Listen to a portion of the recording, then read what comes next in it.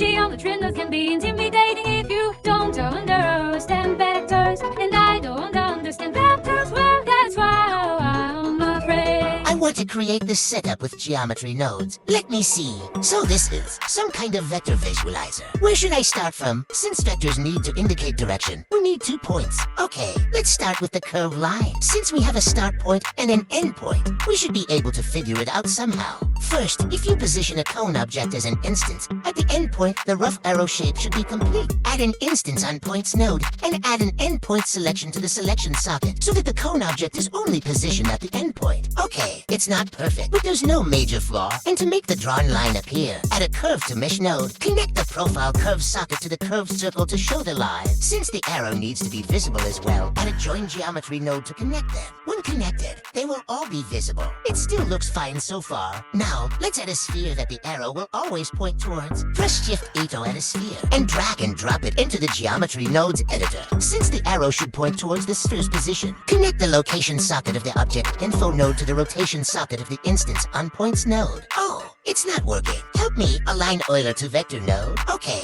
now to make both the start and end points of the curved line point towards the sphere, you can use the subtract node to calculate the distance between the 2 points. Once you have that, the arrow will move along with the sphere's movement.